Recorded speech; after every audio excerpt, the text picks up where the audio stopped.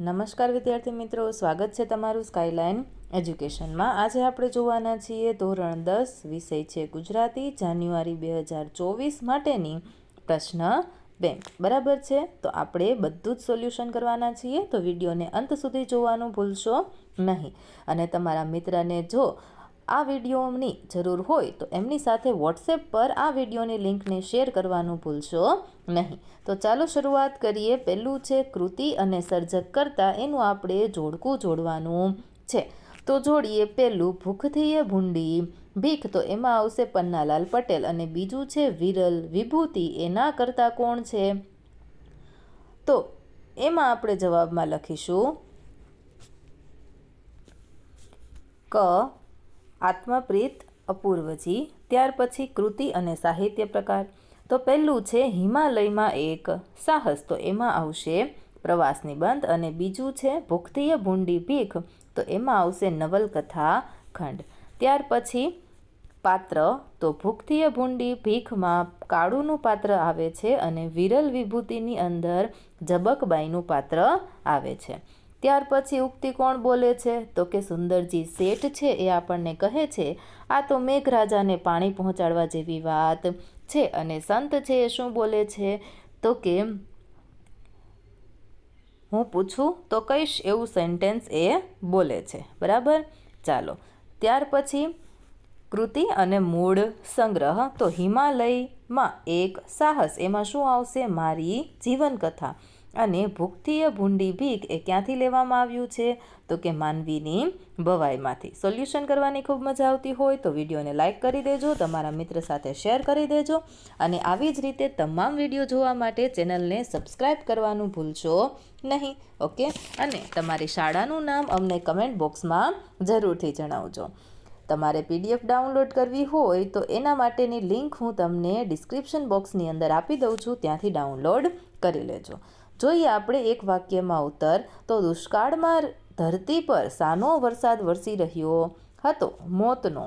બીજું છે સુંદરજી શેઠ દુષ્કાળનું કારણ શું માનતા હતા? તો કે ભૂખ્યા ખેડૂતોનો નિસાસો।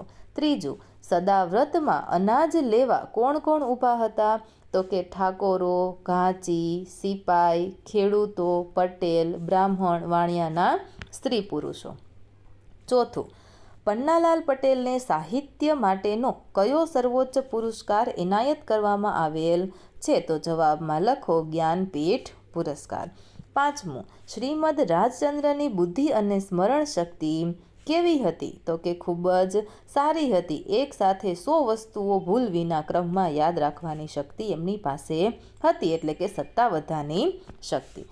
ત્યાર પછી છઠ્ઠું, શ્રીમદ રાજચંદ્રને નાની ઉંમરે કયું જ્ઞાન પ્રાપ્ત થયું હતું? જાતિ સ્મરણનું। સાતમું, શ્રીમદે સ્ત્રીઓના ઉત્થાન માટે કયું પુસ્તક લખેલું? તો કે સ્ત્રી નીતિ બોધક વિભાગ 1।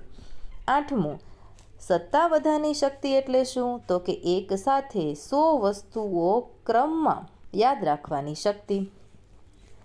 નવમું, પહાડોના શિખર પર શું ચળકી રહ્યું હતું? તો હિમનો મુંગટ।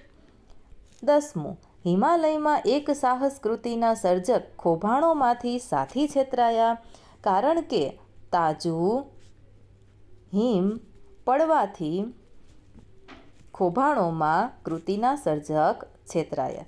ત્યાર પછી આગળ વધીએ 3-4 વાક્યમાં જવાબ। બરાબર, તો પહેલું, બાવાના 2 બગડ્યા એમ કાળું શા માટે કહે છે? તો ચાલો આપણે લેખિતમાં સોલ્યુશન કરીએ। તો તમે સ્ક્રીન પર જવાબ જોઈ શકો છો, એ પ્રમાણે આપણે જવાબ લખીશું। ઓકે, ચાલો આગળ વધીશું આપણે। બીજો સવાલ છે, કાળું ધર્માદુ લેવા શા માટે તૈયાર થયો? તો ચાલો તમે સ્ક્રીન પર જવાબ જોઈ શકો છો। બરાબર, આવી રીતે તમારે વિડીયો પોઝ કરી અને જવાબ લખી લેવાનો। આગળ વધીએ। ત્યાર પછી આપણે જોઈએ ત્રીજો, શ્રીમદ રાજચંદ્રએ બાળકોને આધ્યાત્મિક જ્ઞાન કેવી રીતે પીરસ્યું? ચોથું, લેખક અને તેમની ટુકડીએ હિમનદી ઓળંગવા માટે શા પ્રયાસ કર્યા? પાઠને આધારે જણાવો। તો એમણે શું કર્યું? તો કે દોરડાની એક સાંકળ બનાવી, સાથે સૌ એકબીજા સાથે સંકળાઈને અનેક હિમનદીઓ ઓળંગવા લાગ્યા।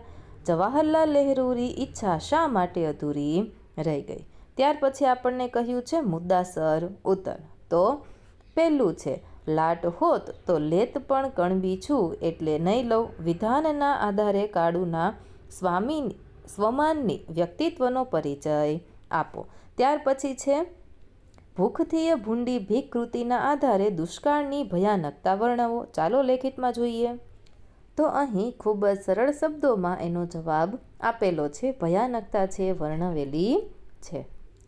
ત્યાર પછી આપણે ચોથા સવાલનો જવાબ જોઈએ. તો હિમાલયમાં એક સાહસ કૃતિને આધારે હિમાલયનું સૌંદર્ય તમારા શબ્દમાં આલેખવાનું છે. તો ચાલો, અહીં સરસ મજાનું લખેલું છે, બરાબર છે. વિડીયો પોઝ કરી અને તમારે આનો જવાબ લખવાનો છે હિમાલયના સૌંદર્યનો. બરાબર, આગળ વધીશું આપણે. છેલ્લો પાંચમો સવાલ છે લેખકને પ્રવાસ અધૂરો મૂકીને આવવું પડ્યું તે તમને યોગ્ય લાગ્યું કે અયોગ્ય? કારણો સાથે જણાવો. તો અહીં લખેલું છે એ મને યોગ્ય લાગ્યું અને એનું કારણ પણ અહીં સરસ મજાનું લખેલું છે. હવે આપણે આવી ગયા છીએ વિભાગ બી. બરાબર છે, એમાં પણ સરસ મજાના જોડકા આપેલા છે. બધા જ જોડકાનું આપણે હમણાં ઉપર સોલ્યુશન કર્યું એ જ પ્રમાણે આ કાવ્યના જોડકાનું પણ સોલ્યુશન કરીશું. તો સોલ્યુશન કરવાની ખૂબ મજા આવે છે ને, તો વિડીયોને લાઇક કરી દેજો. વોટ્સએપ તો વાપરતા જ હશો, તો તમારા મિત્ર સાથે આ વિડીયોની લિંકને શેર કરી દેજો. અને હા, આવી જ રીતે બીજા વિડીયો જોવા છે ને તો ચેનલને સબસ્ક્રાઈબ કરવાનું ભૂલશો નહીં. અને PDF ડાઉનલોડ કરવા માટેની લિંક ડિસ્ક્રિપ્શનમાં આપેલી છે. અને તમને આ વિડીયો કેવો લાગ્યો જરૂરથી કમેન્ટ કરજો.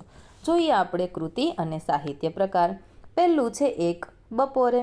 બરાબર છે. બીજું છે ચાંદલિયો. ચાંદલિયોમાં શું આવશે?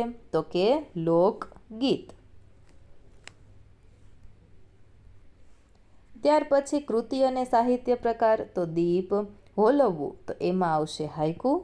અને ચેત જે જીતમાય હાર, તો એમાં આવશે મુક્તક. ત્યાર પછી કૃતિ અને સર્જક કરતા. તો ચેત જે, એમાં આવશે બ. અને બીજું છે એક બપોરે, એમાં આવશે રાવજી પટેલ. ત્યાર પછી સફળતા, તો એમાં આવશે બેફામ. બરાબર. અને દીપ હોલવવું, એમાં આવશે અનિરુદ્ધ બ્રહ્મભટ્ટ. ત્યાર પછી છેલ્લું છે મૂળ સંગ્રહ. એક બપોરે શેમાંથી લેવામાં આવ્યું છે? અંગતમાંથી. અને ચાંદલિયો રઢિયાળી રાતમાંથી. ઓકે, ચાલો એક વાક્યમાં ઉત્તર જોઈએ. તો બપોર છે એ શાનું પ્રતીક છે? બીજું, કવિ રાવજી પટેલને કયો રોગ થયો હતો? ત્રીજું, એક બપોરે કૃતિમાં શાનું આલેખન થયું છે? ચોથું, ભારવેલો અગ્નિ એટલે શું થાય? તો કે રાખ નીચે સંઘરેલો અગ્નિ. પાંચમું, એક બપોરે કાવ્યના કવિ પોતાની માતાને કયા કયા કામ સોંપે છે? ખબર છે ને? ચાલો. છઠ્ઠું, ચાંદલિયો કાવ્યમાં જેઠની તુલના કોની સાથે કરવામાં આવી છે? તો કે અષાઢિયા મેઘ કે ચંપાના છોડ? બંનેમાંથી શું આવશે? ચાલો ફટાફટ કમેન્ટ કરીને જણાવો. ત્યાર પછી આગળ જોઈએ આપણે. તો કાવ્ય નાયિકાનો પતિ કેવી પાઘડી પહેરે છે? તો જવાબમાં લખો નવરંગી પાઘડી પહેરે છે. આઠમું, ચાંદલિયો કૃતિમાં નાયિકાએ કયા કયા સ્વજનોની વાત કરી છે? તો કે માતા પિતા, જેઠ જેઠાણી, નણંદ નણદોઈ અને પોતાનો પતિ. નવમું, હાઇકુ કયા દેશનો સાહિત્ય પ્રકાર છે? જાપાની. હાઇકુ સાહિત્ય સ્વરૂપનું બંધારણ જણાવો. તો 17 અક્ષર આવશે. 11મું, કવિની દ્રષ્ટિએ ભારવાળો મુંગટ એટલે શું? તો કે જવાબદારીવાળો મુંગટ. બેફામનું મૂળ નામ શું છે? તો કે બરકત ગુલામ હુસેન વિરાણી. ઓકે. 13મું, બીજા મુક્તકમાં શાનો મહિમા વ્યક્ત કરવામાં આવ્યો છે? ત્યાર પછી આપણે 3-4 વાક્યોમાં ઉત્તર જોઈએ, ગમે તે એક. તો આપણે બીજાનો જવાબ જોઈએ. કાવ્ય નાયિકાએ નણંદોઈને વાડીમાંનો મોરલો કેમ કહ્યો છે? તો ચાલો સ્ક્રીન પર દેખાય એ પ્રમાણે જવાબ લખવાનો. ત્યાર પછી 8-10 વાક્યોમાં મુદ્દાસર ઉત્તર આપો. એમાં પણ આપણે જોઈએ ત્રીજાનો જવાબ. તો ચેત જે જીતમાય હાર હોય, મુક્તકમાં કવિ કઈ વાતની ચેતવણી આપે છે? તો અહીં લખેલું છે કઈ વાતની ચેતવણી આપે છે. બરાબર છે. તો નિરાતે વિડીયો પોઝ કરી અને લખી લેવું. હજુ એકનો જવાબ જોઈ લઈએ. તો સારસી ઉડી જવાથી કવિના જીવન પર થયેલી અસર. અને એના પછી એક બપોરે કાવ્યનો મધ્યવર્તી વિચાર સ્પષ્ટ કરો. આ બંનેના જવાબ હું તમને બતાવી દઉં છું. તો આ સારસીના ઉડવાથી કવિ પર થયેલી અસર છે. અને ત્યાર પછી બીજો જોઈએ જવાબ.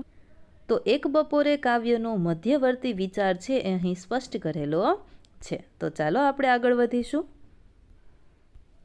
તો અહીં આપણને વ્યાકરણ વિભાગ આપેલો છે. વ્યાકરણ વિભાગનું પણ આપણે સંપૂર્ણ સોલ્યુશન કરવાના છીએ. તો વિડીયોને અંત સુધી જોજો, લાઇક કરી દેજો, ચેનલને સબસ્ક્રાઈબ કરી દેજો. અને હા, તમારા મિત્ર સાથે આ વિડીયોની લિંકને વોટ્સએપ પર શેર કરવાનું ભૂલશો નહીં. અને હા, કમેન્ટ તો જરૂરથી કરજો. ઓકે, ઘણા બધા વિદ્યાર્થી મિત્રો ભૂલી જાય છે. ચાલો ફટાફટ કમેન્ટ કરી દેજો. જોઈએ આપણે પહેલું. તો અહીં આપણને અલંકાર ઓળખવાનો કહ્યો છે. પહેલું, વર્ષા તમારી રાહ જુએ છે. તો કયો અલંકાર આવશે? શ્લેષ. બીજું, કામિની કોકિલા કેલી કુંજન કરે. તો ક આવ્યો ને, તો શું આવશે? વર્ણાનુપ્રાસ અલંકાર. ત્યાર પછી ત્રીજું, અખાડામાં જવા માટે મેં ઘણા અખાડા કર્યા છે. તો કયો આવે? યમક. બરાબર, 2 વાર અખાડા આવ્યું. ચોથું, લડી લડીને હેત કરતા વાંસના ઝુંડના ઝુંડ. ઓકે, તો અહીં રિપીટ થાય છે. તો શું આવશે? સજીવા રોપણ. અને પાંચમું, ઝૂમો ગાંડાની જેમ દોડ્યો. મેં તમને 4 કીધા, તો તમે એક તો કમેન્ટ કરશો ને? ચાલો કમેન્ટમાં જણાવો. જો ન આવડે તો હું તમને ત્યાં જવાબ આપી દઈશ. ત્યાર પછી પંક્તિનો છંદ ઓળખાવો. તો ચાલો, પહેલું છે, અસત્યો માહેથી પ્રભુ પરમ સત્ય તું લઈ જા. તો શિખરીણી અલંકાર. રે પંખીડા, તો એમાં આવશે મંદાક્રાંતા. સાંભળી શિયાળ બોલ્યું, તો આવશે મનહર. કરતા ઝાડ કરોડિયો, એમાં આવશે દોહરો. અમારા એ દાદા વિપુલ વડના ઝુંડ સરખા, તો એમાં આવશે શિખરીણી અલંકાર. ઓકે, ચાલો હવે છંદનું બંધારણ આપણે આપી દઈએ. તો અનુષ્ટુપ, તો એની અંદર આવશે કેટલી પંક્તિ? 4 પંક્તિ. અને ચારેયમાં 8-8 અક્ષરો હશે. શિખરીણીની અંદર આવશે તો ય મ ન સ ભ લ ગા. આ એનું બંધારણ છે. ત્રીજું છે ચોપાઈ સંત છંદ. તો એની અંદર જવાબ આવશે દરેકમાં 15-15 માત્રા. ત્યાર પછી મંદાક્રાંતામાં આવશે મ ભ ન ત ત ગા ગા. અને પાંચમું છે દોહરો. તો એની અંદર પહેલું અને ત્રીજું ચરણ હશે એમાં 13 માત્રા હશે. બીજું અને ચોથું ચરણ હશે એમાં 11 માત્રા હશે. આવી રીતે 4 બંધારણ એના આવશે. વિભાગ ડી જોઈએ આપણે. તો અહીં આપણને કહ્યું છે કે ભાઈ જે આપણને અહીં પેરેગ્રાફ આપેલો છે એને ત્રીજા ભાગમાં સંક્ષેપ કરવાનો છે અને શીર્ષક આપવાનું છે. તો ચાલો આપતા જઈએ. તો પહેલાંની અંદર જવાબમાં લેખિતમાં જોઈએ આપણે. તો અહીં પહેલાંનું શીર્ષક લખેલું છે પ્રકૃતિ અને માણસના સંબંધ. બરાબર, એનું સંક્ષેપીકરણ તમે આવી રીતે કરી શકો છો. ત્યાર પછી બીજો જે પેરેગ્રાફ આપેલો છે એ બીજા પેરેગ્રાફનું શીર્ષક શું આવશે?